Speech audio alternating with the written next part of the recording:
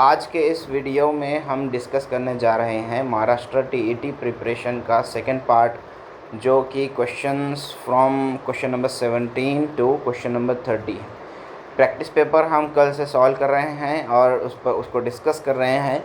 CDP का ये आपका पेपर है।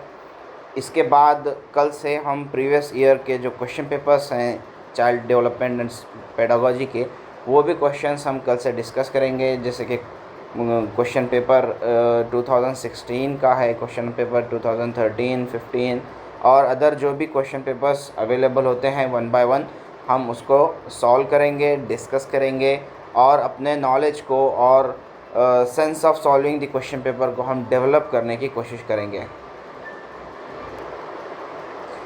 Before we proceed, I request all the participants to just subscribe the channel, fly high, and like, share and comment also. So let's start the session. Question number 17 है आज का। Which of the following is not a sign of being gifted? तो यहाँ पर आपको सबसे ज़्यादा जो फोकस करना है वो इस पर करना है कि not a sign of. Okay, होता यह है कि हम अपने रिदम में, अपने कंटिन्यूअस जो है उसके अंदर हम कुछ ऐसे क्वेश्चंस पढ़ते हैं, बट उसके अंदर हम नॉट वाला जो सीन होता है, मतलब उसका निगेशन हमको चूज़ करना होता है, जो हम नहीं कर पाते। तो इसमें से हमें ऐसा ऑप्शन ढूंढना है जो कि बीइंग गिफ्टेड वाला जो फिनोमिना है स्टूडेंट्स के अंदर वो नहीं है। तो ऑप्शन नंबर फर्स्ट है क्यूरियोसिटी। क्यूरियोसिटी बच्चों के अंदर होती है और बाज़ बच्चों के अंदर क्यूरियोसिटी ज़्यादा होती है। बाज़ स्टूडेंट्स के अंदर हम देखते हैं कि वो ज़्यादा क्यूरियस होते हैं about something in whatever they are interested in. Second option है क्रिएटिविटी। कुछ स्टूडेंट्स के अंदर क्रिएटिविटी ऑब्वियसली ज़्यादा होती है। वो चीज़ों को एक नए एंगल से देखना चाहते हैं, वो हर पॉइंट को एक नए साइंटिफिक व्यू से सोचना चाहते हैं।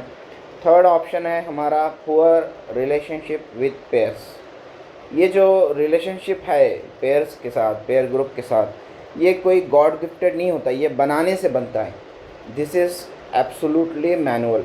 तो स्टूडेंट्स जब अच्छे पेयर ग्रुप्स बनाने की कोशिश करते हैं, it all about their efforts, it all about their interest. तो फोर्थ ऑप्शन है interest in extra reading. Extra reading करना कोई गॉड गिफ्टेड तो नहीं साइन है, तो इसलिए हम यहाँ ये कह सकते हैं कि जो थर्ड ऑप्शन है which is not a sign of god gifted children. Question number 18 है हमारा, CCE स्टैंड्स फॉर। CCE किसे कहते हैं? तो हर टीचर को पता होना चाहिए CCE का फुल फॉर्म।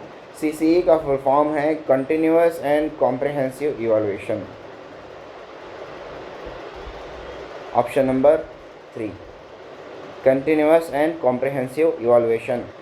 ये जो CCE है RTE के तहत जो है 2009 में पेश किया गया था, और ये CCE का जो फॉर्मेट है ये CBSE के द्वारा पेश किया गया था 2009 एंड 10 में।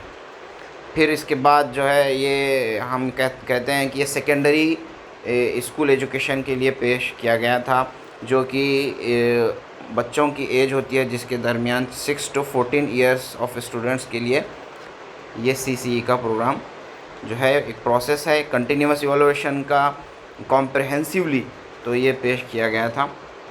अब बढ़ते हैं नेक्स्ट क्वेश्चन की तरफ। क्वेश्चन नंबर 19 है, विच of the following behaviours is not expected of A 6-year-old child. तो ये जो नॉट वाला वर्ड है इस पर आपको गौर करना है कि क्वेश्चन में निगेशन पूछा गया है, निगेटिविटी पूछी गई है कि 6 साल का बच्चा, इसमें से कौन सा बिहेवियर जो है ना हम 6 साल के बच्चे से एक्सपेक्ट नहीं कर सकते।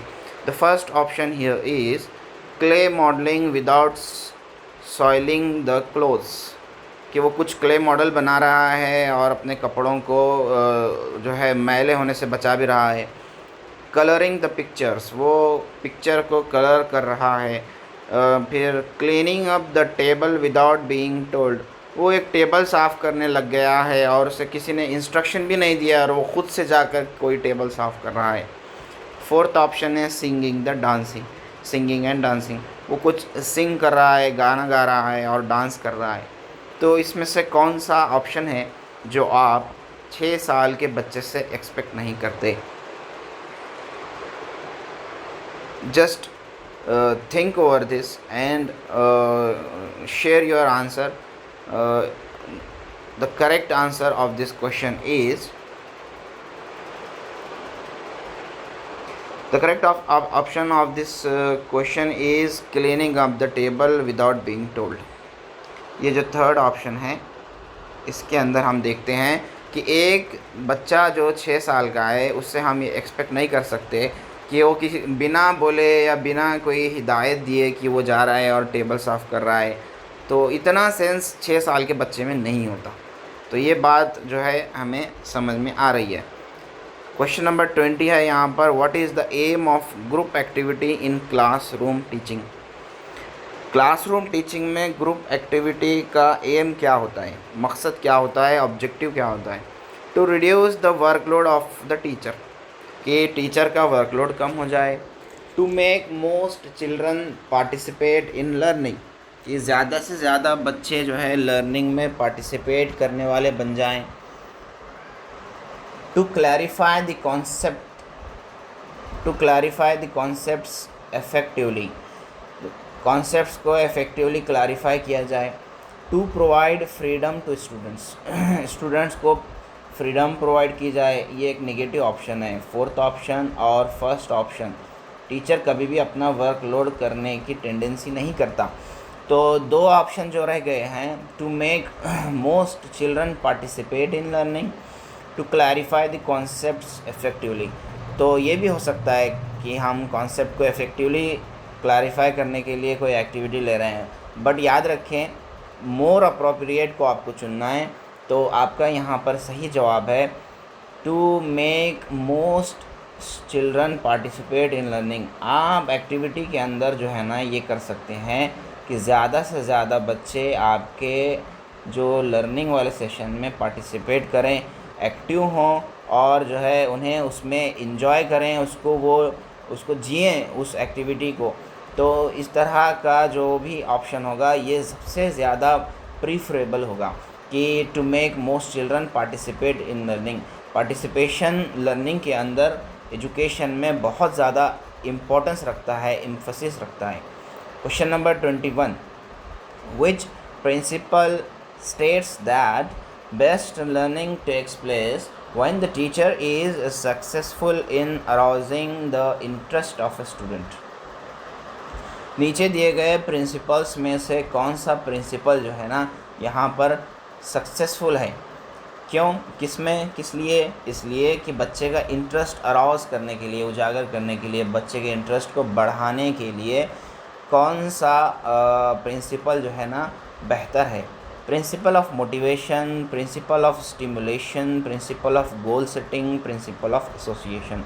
तो यहाँ पर टीचर का जो रोल है यहाँ पर बच्चे के जो है इंटरेस्ट को अराउज करने के लिए, स्टिमुलेट करने के लिए the principle of stimulation is important. So ये जो स्टिमुलेशन का प्रोसेस है, इस स्टिमुलेशन के प्रोसेस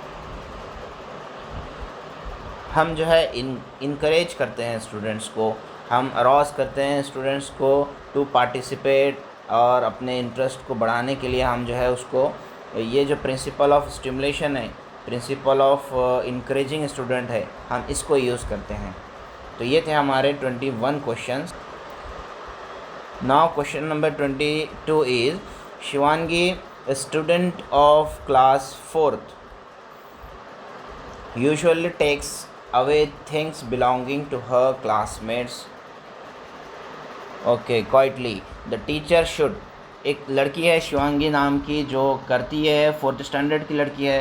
तो 4th स्टैंडर्ड की लड़की ये कर रही है कि वो जो है ना जो चीज़ें, तो वो चीज़ें जो उसके क्लासमेट्स के हैं वो धीरे से क्या कर रही है, उसको धीरे से ले लेती है, मेकिंग नो साउंड, खामोशी में ले लेती है। तो ये जो उसका प्रॉब्लम है, इसमें टीचर को क्या करना चाहिए? टीचर को उसे पनिश करना चाहिए? बिल्कुल नहीं, टीचर कभी भी स्टूडेंट को पनिश नहीं करता। This is a negative option. Second, try to understand the reasons. हाँ, आपको उसके अंदर ये जो प्रॉब्लम नज़र आ रहा है उसके रीज़न फाइंड आउट करने चाहिए। This is looking appropriate option. Third option है इग्नोर कंसिडरिंग इट, इग्नोर नहीं करेगा teacher. Considering it as a child like behaviour, ये बच्चों जैसा बिहेवियर है बोलकर इग्नोर करेगा, ऐसा नहीं करता टीचर। इग्नोर करना टीचर की क्वालिटीज़ में से नहीं है। फोर्थ ऑप्शन है complain to the parents, complain भी नहीं करता टीचर, खुद एक एक्सपर्ट है, उसे इस प्रॉब्लम का सलूशन ढूंढना है। So the second option is our right option, that is nothing but to try to understand the reasons. Question number 23 is which of the following statements is not correct. दिए गए statements में से कौन सा statement सही नहीं है। First option is some children come to school without breakfast, कुछ स्टूडेंट्स स्कूल को ब्रेकफास्ट के बगैर आ जाते हैं। Second option some children like strict teachers, कुछ स्टूडेंट्स को जो है ना थोड़े से स्ट्रिक्ट टीचर पसंद होते हैं।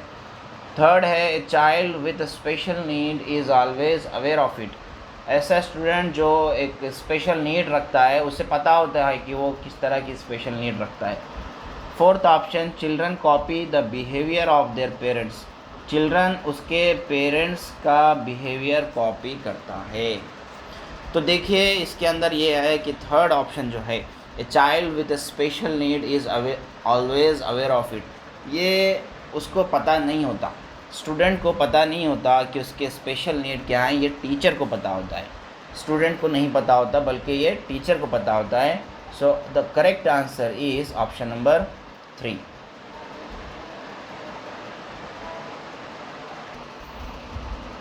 Question number 24, which of the following may be the least appropriate activity to start a day in school।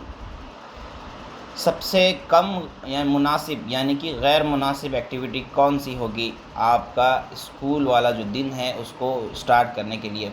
आप सबसे पहले क्विज लेते हैं या असेंबली लेते हैं या होमवर्क दे देते हैं स्कूल शुरू होते ही या फिज़िकल ट्रेनिंग लेते हैं। तो यहाँ हमें ऑप्शन पढ़कर समझ में आ रहा है the illogical option to start a day of school is option number 3, that is giving homework. This is our correct answer, which is the least appropriate activity. Question number 25 is students can acquire values best through, उनके अंदर values जो है आते हैं बच्चों के अंदर, acquire करते हैं वो वैल्यूज़ को, डिफरेंट वैल्यूज़ को किस तरह से, किसके थ्रू, टीचिंग के थ्रू, गुड रोल मॉडल्स के through, obeying parents and teachers के थ्रू, रीडिंग रिलीजियस बुक्स के थ्रू।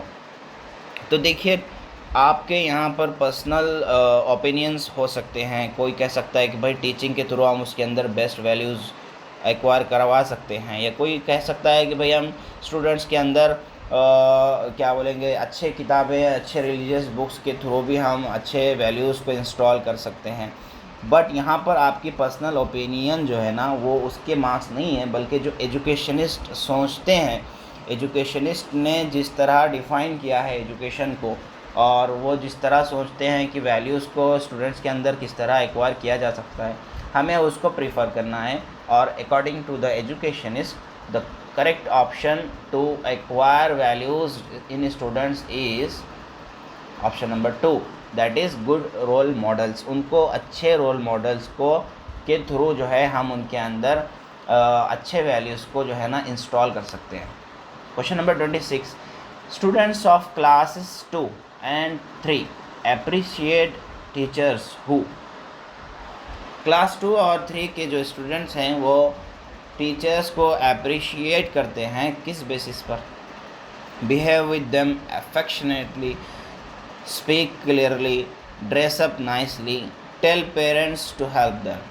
तो जो टीचर्स बच्चों के साथ, जो क्लास 2 और 3 के बच्चे होते हैं, स्टूडेंट्स होते हैं, उनके साथ अफेक्शनेटली जो है बिहेव करेंगे जैसे कि एक लव के साथ, कंपैशन के साथ, और जो है उनके साथ बहुत मोहब्बत से और हंसते खेलते हुए उनके साथ जो उनके बिहेव करेंगे, students of class 2 and 3 will be appreciating to such teachers.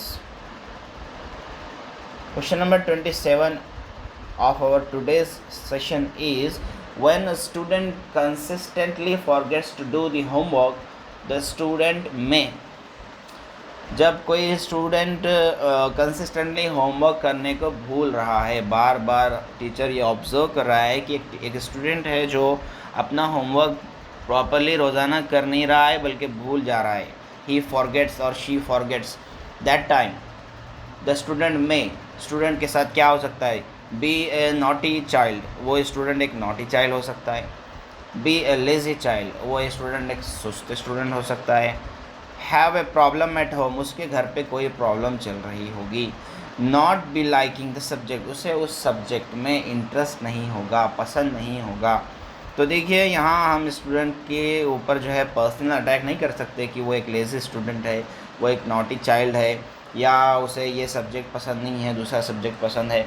हम ये कह सकते हैं यहाँ फर्स्ट पॉसिबिलिटी हम ये प्रेफर करेंगे कि ही or she or they may have a problem at home, option number 3।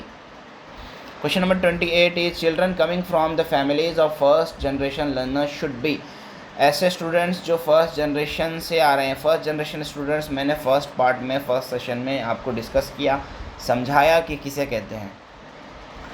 तो फर्स्ट जनरेशन में रिपीट करता हूँ, ऐसे स्टूडेंट्स को कहते हैं जिनके जो सिबलिंग्स हैं, जो बड़े हैं, पेरेंट्स हैं, उनमें से कोई एक या दोनों ने पोस्ट सेकेंडरी एजुकेशन हासिल नहीं किया हो, और बट उनके जो अभी जो उनके जो भी नेक्स्ट जनरेशन है, उनकी ये जो फ्रेश जनरेशन है, उनके माँ बाप ने उनका पोस्ट ग्रेजुएशन हासिल नहीं किया, ग्रेजुएशन हासिल नहीं किया, बट उनके बच्चे जो है ना ग्रेजुएशन हासिल कर रहे हैं, पोस्ट ग्रेजुएशन हासिल कर रहे हैं, मतलब पोस्ट सेकेंडरी एजुकेशन जो होता है वो हासिल कर रहे हैं, that time they that student or that generation will be called as first generation student.